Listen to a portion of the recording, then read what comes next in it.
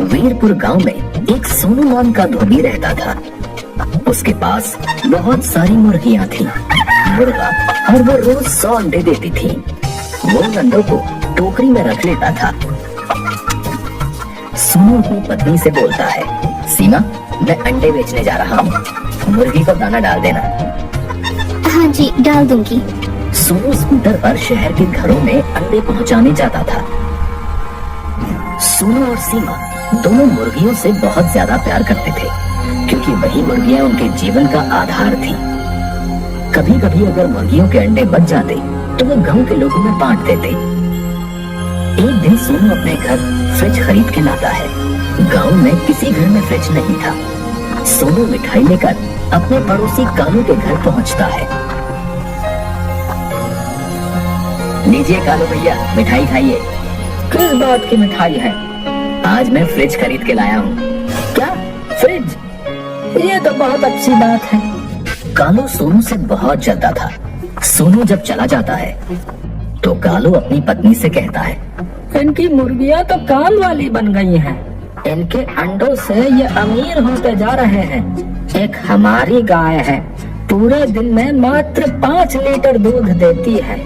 कालू की पत्नी, और जब भी इनके घर कोई भी नई चीज आती है, हमें मिठाई खिलाने जरूर आते हैं जलाने के लिए। कैसा रहेगा अगर हम इनकी मुर्गियां चुरा कर अपने घर ले आए? क्या पागल हो गई हो? कालू की पत्नी, अरे तुम पागल हो गए हो क्या? मुर्गियों को यहाँ ले आओ और उन पर निशान लगा देंगे, और गांव वालों को कह देना कि बाजार से नई मुर्गियां लेकर आए हैं। कालू पत्नी से बोला, बात तो तुमने सही कही है। रात में जब सोनू और सीमा सो जाते हैं, कालू चुपके से उनके घर में घुस जाता है और मुर्गियों को अपने घर में ले आता है। मुर्गियों पर वो निशान लगा देता है और सो जाता है। अगले दिन जब सोनू और सीमा सोकर उठते हैं तो वो देखते हैं कि मुर्गियां गायब हैं। भगवान, ये मुर्गियां कहाँ चली गयी? बेचारे सोनू और सीमा अपने पड़ोसियों पर बिल्कुल भी शक नहीं करते। पूरे गांव में मुर्गियां तलाशते रहते हैं।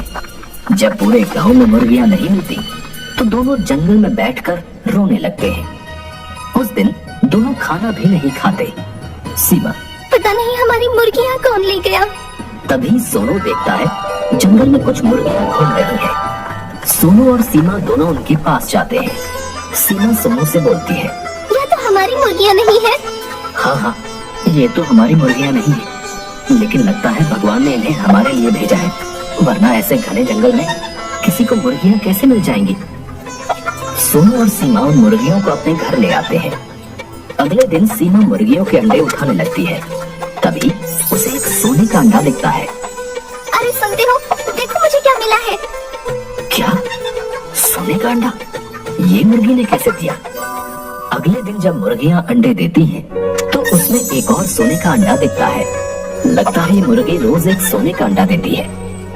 सोनू और सीमा को रोज एक सोने का अंडा मिलने के कारण वो लोग जल्दी ही अमीर हो गए। वो जल्दी एक बड़ा घर बनवा लेते हैं और गाड़ी भी खरीद लेते हैं। उधर कालू जब भी मुर्गियों के अंडे उठाता तो मुर्गियां कालू को चोंच मारती। कालू और उसकी पत्नी मुर्गियों को मारते थे और जबरदस्ती अंडे उठाते। इन मुर्गियों ने तो नाक में दम कर दिया है। वहाँ इतने प्यार से अंडे उठाने देती थी, और यहाँ ये मुर्गियों ने इतना नाटक करते हैं। कालू की पत्नी, सोनू का तो इतना बड़ा घर बन गया और उन लोगों ने गाड़ी भी खरीद ली। समझ ही नहीं आ रहा उनके पास इतने पैसे कहाँ से आए। कालू रात में सोनू के घर जाकर देखता है और चुपके से सोनू और सीमा की बातें सुनने लगता है। सोनू, आज हम जो भी हैं अपनी मुर्गियों के कारण है। अगर रोज एक सोने का अंडा ये ना देती तो हम कभी अमीर नहीं हो पाते। कालू, अच्छा, लगता है इनकी मुर्गी के पेट में ढेर सारे सोने के अंडे हैं। सोनू और सोनू की पत्नी सीमा जब सो जाते हैं तो कालू रात में उनके घर में घुस जाता है और मुर्गियों को भी अपने घर ले जाता है। कालू सोना पाने के चक्कर में मुर्गियों का पेट चीर देता है। मुर्गियों के पेट में सोना नहीं पाता और मुर्गियां मर जाती हैं। कालू की पत्नी, जल्दी से मुर्गियों को फेंक कर आओ, नहीं तो हम फंस जाएंगे। लेकिन गांव का चौकीदार कालू को रोक लेता है। चौकीदार, अरे ये तो सोनू भाई जी की नई वाली मुर्गियां हैं, तुमने इनको मार डाला। चौकीदार कालू को पकड़कर सोनू के घर ले जाता है।